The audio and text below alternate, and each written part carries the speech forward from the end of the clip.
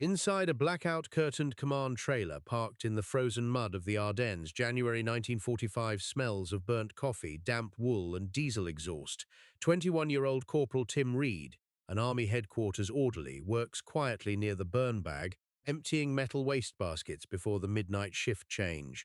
His gloved fingers pull a crumpled page from the pile, stopping when he notices a sheet of heavy cream stationery with fountain pen verses scrawled across the paper in dark purple ink. It is not an operational order or a troop tally. It is a handwritten stanza describing bronze armor, spear points, and the cold, choking dread that grips a soldier's chest before the battle begins. As Reed reads the rhythmic lines written by the three-star general himself, the shadow of a tall figure falls across the wooden desk. Nearby clerks freeze, their typewriter keys stopping mid-stroke as they recognize the commander standing in the narrow doorway. Nobody moves, nobody breathes, and the officers present look down at their maps as if recalculating their entire military careers.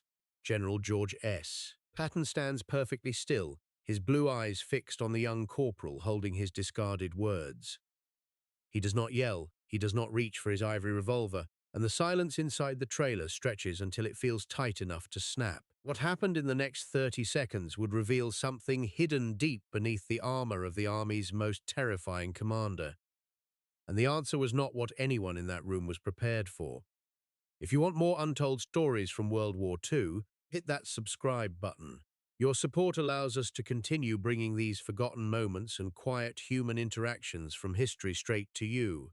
Let me back up a second, because to understand what it meant for Corporal Tim Reed to stand there reading those lines, you need to understand where they were and what that trailer represented. January 1945 in the Ardennes was an exercise in raw survival. 3rd Army Command Headquarters was not a comfortable castle safely behind the lines. It was a mobile caravan of heavy trucks and blackout-curtained trailers jammed into frozen mud under pine trees. Outside, the temperature hovered near zero, and the ground was packed hard enough to break a shovel. Inside the command trailer, the air was dense and stale. It smelled of burnt black coffee, damp wool coats, diesel exhaust, and cheap tobacco. Icy drafts cut through the narrow room every time a messenger pulled open the heavy canvas door.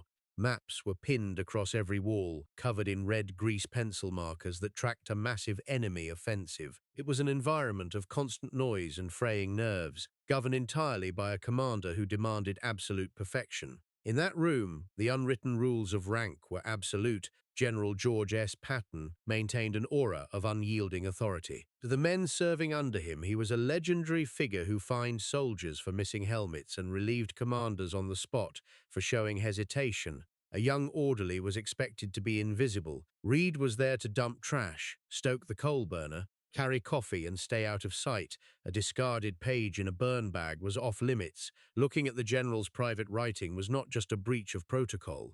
It was an intrusion into a personal space that Patton defended with fierce intensity. The officers sitting at those folding tables knew the distance between a 3-star general and a 21-year-old corporal was an unbridgeable gulf.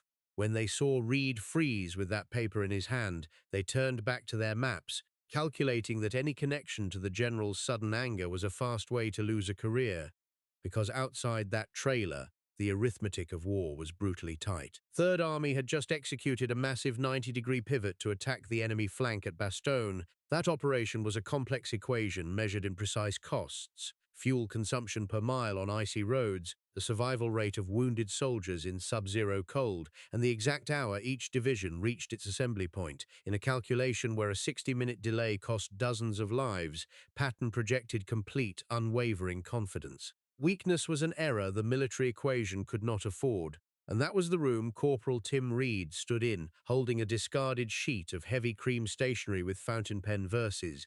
Picture the scene inside that narrow HQ command trailer. A single bare bulb swayed overhead from a rubber wire, casting harsh yellow light across grease-penciled map overlays and turning the corners pitch black. 6 senior officers sat frozen around the folding tables, including Lieutenant Colonel Charles Codman, Patton's aide-de-camp, whose fountain pen stopped mid-stroke over a sheaf of urgent casualty reports. The only sound breaking the chill was the low, rhythmic thrum of the external diesel generator and the freezing rain clicking against the corrugated roof like gravel. Nobody moved. Nobody reached for their coffee. In the center of that breathless silence stood Corporal Tim Reed, clutching a sheet of heavy cream stationery with fountain pen verses written across the front in dark ink. Every man in that trailer performed an instant, silent calculation. They knew the general as an unyielding force of nature, a commander who punished hesitation and demanded absolute iron discipline from every man under his command. They expected an immediate explosion. They braced for the inevitable roar of anger from a three-star officer whose private thoughts about ancient battlefields and mortal terror had just been stumbled upon by a low-ranking orderly.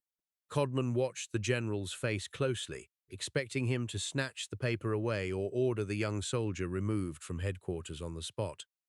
Stay with me because what happened next in that frozen trailer is the part nobody was expecting. The accounts that survive from that frozen night in the Ardennes are remarkably consistent in shape. Lieutenant Colonel Codman later noted that the air inside the trailer felt heavier in those few seconds than during any tactical briefing of the Ardennes campaign. Nobody moved a muscle. General Patton slowly stepped forward across the narrow wooden floorboards until he stood directly in front of the orderly. Not the way a general looks at an insubordinate clerk, not the way a commander looks at a breach of security. He looked at the young corporal with a quiet, heavy recognition, as if seeing someone who had accidentally opened a door into his private soul. Without raising his voice or narrowing his eyes, Patton reached out his leather-gloved hand. His fingers closed gently around the sheet of heavy cream stationery with fountain pen verses and drew it back. He stared at the dark purple ink for a moment, smoothed the paper against his palm, and looked into Reed's eyes. He said, "That was written for the dark hours, son." He did not call for the guard. He did not order a court-martial or demand to know why an orderly was reading discarded papers. Patton simply folded the heavy stationery once, slipped it into the breast pocket of his field jacket, and walked over to the coal stove. Codman watched as the general stood by the fire, warming his hands in silence for nearly 2 minutes, while the officers around the map tables waited in complete stillness. Codman would later describe the commander's demeanor during those 2 minutes with a single, telling word: quiet. Patton did not reference the paper again that night, turning back to the map as if the interruption had never occurred. See, what most folks don't realize is that George S. Patton was a man perpetually waging two distinct wars. On the outside, he was the armored titan, a general who projected absolute invincibility because he believed his men needed an invincible leader to march into hell. But on the inside, Patton was a poet, an Olympian, and a student of ancient warrior tradition who understood that fear was not a flaw in a soldier's character, but a permanent tax on human existence. He wrote verses about Roman legionnaires and ancient battlefields not because he was immune to dread, but because he spent his entire life learning how to master it. When he saw a 21-year-old orderly holding those private lines, Patton realized something crucial. He saw a young soldier who was just as cold, just as exhausted, and just as terrified of the Ardennes meat grinder as any commander sitting at those map tables. Punishing the boy for recognizing fear would have been a lie by claiming those words as something reserved for the dark hours. Patton acknowledged a profound truth. Courage is not the absence of fear, but the calculation that something else matters more. It was a rare, silent admission that behind the stars and the ivory grips was a man who felt the full, crushing weight of the war. Corporal Tim Reed was born 21 years earlier in Altoona, Pennsylvania, where his father worked for 40 years as a master press operator for the daily newspaper. Growing up around the deafening rhythm of industrial presses and the sharp smell of dark lead ink, Tim learned early to respect the physical reality of the written word. Before enlisting in the spring of 1942, he served as an apprentice typesetter at the local railway print shop, arranging metal letter blocks into tight, flawless operational timetables with painstaking precision. He had a 15-year-old sister named Eleanor who wrote him letters every Tuesday, and a sweetheart, Sarah Miller, who worked at the county courthouse filing property deeds into heavy leather ledgers. Her letters brought quiet news of snowy porches and empty pews back home in Blair County. Tim did not dream of military glory, high ranks, or battlefield decorations. His post-war plan was entirely practical: return to Pennsylvania, secure a permanent job at the municipal printing press, and marry Sarah before the end of harvest season. He was a quiet young man who understood that words written by hand were never accidental. They were a direct record of what a person felt when the world was silent. He was not a romantic. He was not a soldier seeking legend. He was the kind of man who looked at a handwritten page and saw the human truth behind the ink. When General Patton turned away toward the stove and the stifling tension inside the trailer finally broke, Reed did not boast to the other orderlies or utter a word about what had just happened. He did not tell his squad mates that he had looked into the hidden heart of the Third Army's most feared commander. Instead, he quietly lifted the heavy canvas burn bag, tied the cord in a tight double knot, and stepped out into the freezing darkness to finish his shift. When a sergeant asked him why he had taken so long inside the command trailer, Reed simply mentioned that the draft coming off the door was bad and the coal burner needed attention.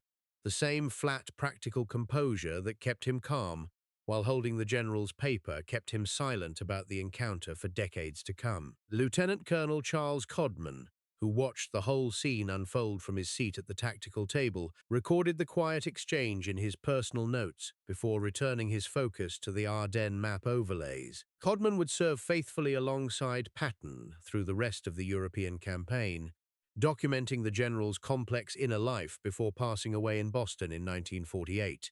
Long after the war ended and the Third Army disbanded, Codman often recalled that brief, frozen minute in the Ardennes trailer.